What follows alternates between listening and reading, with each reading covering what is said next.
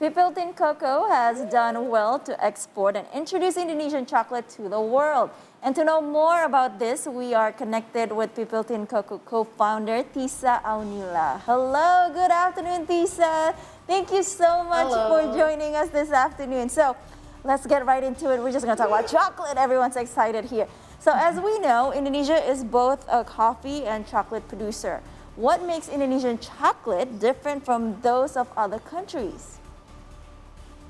Yeah, so chocolate, just like coffee, it depends on its origin. For example, Bali chocolate tastes more fruity, Aceh chocolate tastes more bold, and it has tobacco flavors. So each region has different flavors. Also, in general, Indonesian chocolate tastes different from example, African chocolate from Ghana or from Ivory Coast. So each chocolate taste depends on its origin. So the taste comes from its, we call it terroir. It's like the land, the landscape, the weather, and it all contributes to the flavor of the chocolate. So yes. So Tissa, this is Ahir speaking. Talking about chocolate and the area of the chocolate resource here in Indonesia. So Pipiltin produce cocoa from several cities in Indonesia. So please, where do you usually get the cocoa from, and which one has the most unique taste? Oh wow, okay. So now Pipiltin source from 6 different regions in Indonesia, from Aceh, from East Java, from Bali, Flores, East Kalimantan, and West Papua. So why 6 and why not, for example, from Sulawesi? We are planning to have more origins, but for now we have these 6 origins that we focus on because we really want to focus on the quality. For example, because the taste of chocolate, the different taste of chocolate, we can get that difference if we ferment the chocolate in the farmer, in the plantation. So for example, Bali chocolate again tastes more fruity. East Kalimantan, it has citrus flavor. West Papua, more like umami. So it really depends on your taste. I cannot really, say that Bali chocolate is the most unique. It depends on what you like. It's your preference. For example, you like chocolate that is so bold and has coffee flavor, you might like Aceh chocolate. But if you like dark chocolate but not too bitter, it has so many different flavor. It has umami flavor, so you would like West Papua chocolate. So it really depends on your preference. And because Indonesia is so diverse, we have 7,500 islands. It has the taste itself is very diverse too. Well, so it depends on your preference. you know what? I actually had the chance to try your 70% dark chocolate from Aceh in Bali, and I noticed the difference. Like the Aceh one is like the coffee is very, very bold. And because I prefer my chocolate to 70% because I really want to taste the chocolate. But speaking of taste, right? You're quite specific. I'm very specific when it comes to my food, especially when it's a food I love. But speaking of taste, right? Can you tell us the characteristics of good quality chocolate?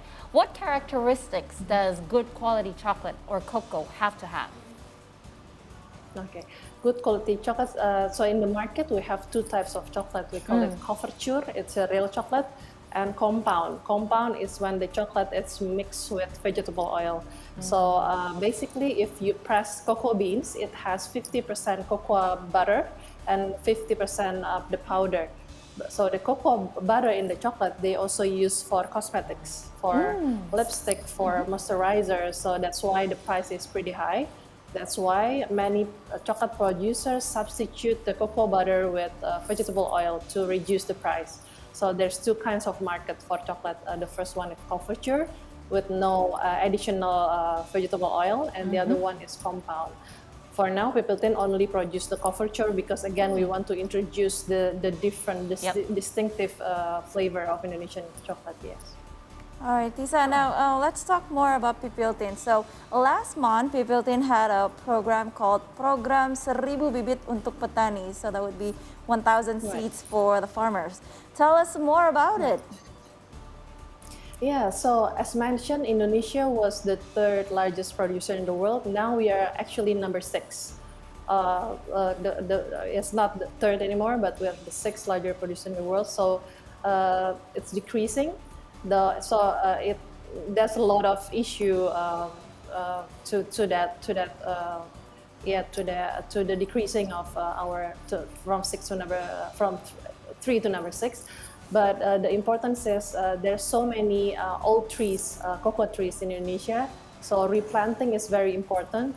So we'll talk to our farmers, like, what do you need from us, like from Pipiltin?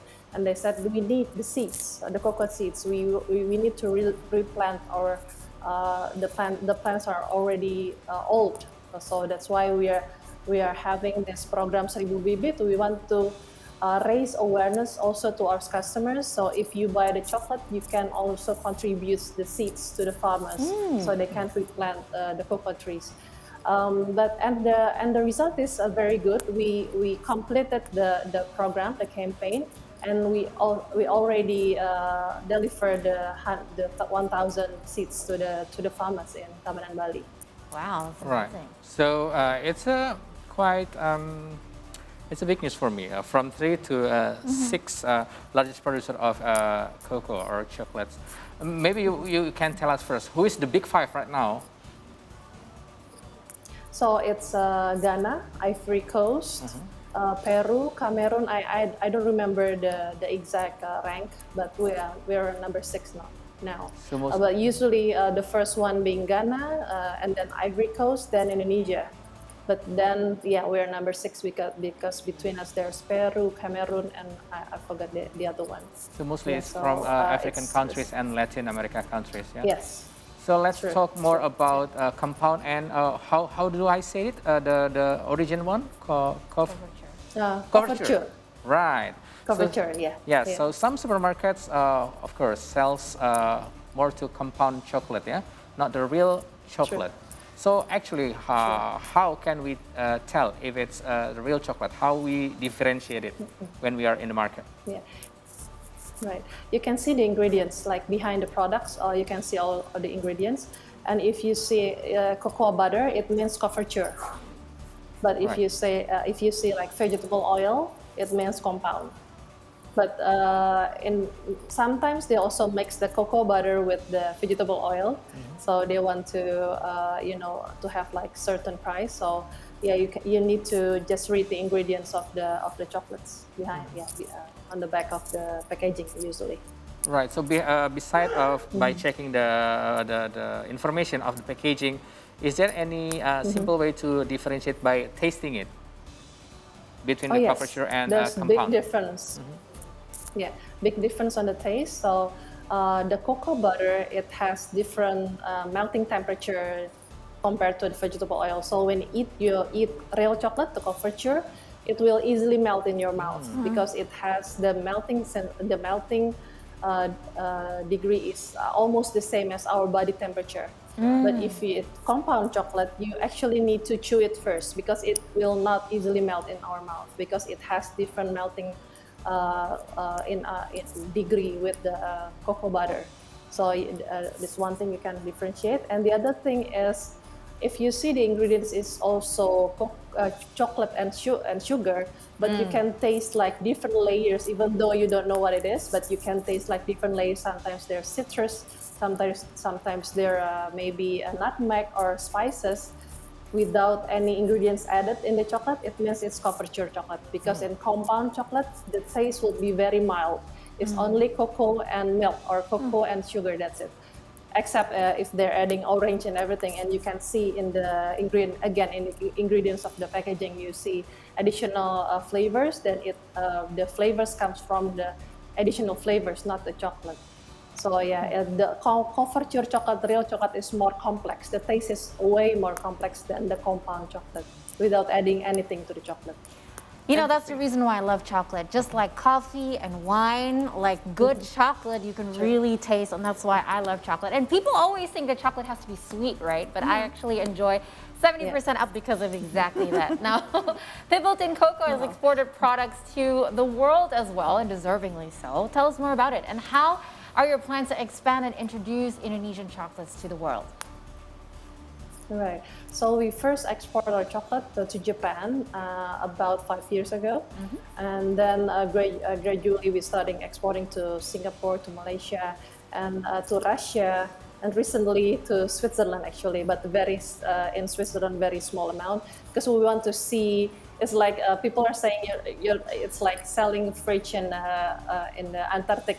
You're selling chocolate in a chocolate country. Yeah. But we really want to know whether like they can how's the market there and how can they perceive chocolate. So we're starting to export there. But the interesting thing is in Japan, since it's the longest, we already exported to Japan since 5 years ago. We have this small program. It's just exchanging letters from the end consumers in Japan with our cocoa farmers in Bali. It really helps a lot with our sales, because the end consumers really know where the chocolate came from. For example, from this Bapak Adi and Ibu di Tabanan Bali, and they can see, we have a Zoom with them, and they can see the plantations, and it really contributes to the sales, because they really the awareness of sustainability is also there in Japan. It's very different it's very different in Indonesia. So the approach is more like connecting the dots from the maker, the farmers, to the end consumers. So that's what we're trying to do, in our export. That's actually really amazing, yeah. because a lot of people now, they're really conscious about where the ingredients come from when they're buying.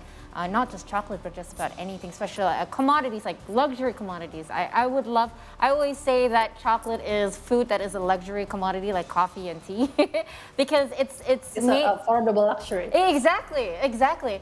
So do you do the tourism part as well? Because a lot of some other brands have actually opened up their chocolate factories to people, and I wonder if Pipiltin also has that in their plantations, because you have a plantation in Bali and perhaps elsewhere as well. Do you see that as an opportunity as well?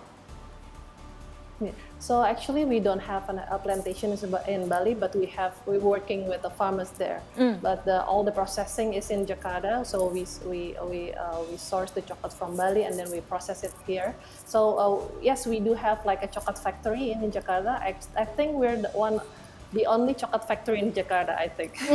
So we're very open for tours, classes, and everything. But on top of that, we really want to to make sure that people know where the chocolate came from. So it's very good if we can bring the people to the farmers to see how the chocolate grown, so they have better understanding on the difficulties on the thing that they're trying to do to produce a very good quality cocoa beans. Yeah. All right. So Tissa, thank you very much for your fruitful And all the success. taste of very chocolate and much. fruitful Thank you for information and having story us.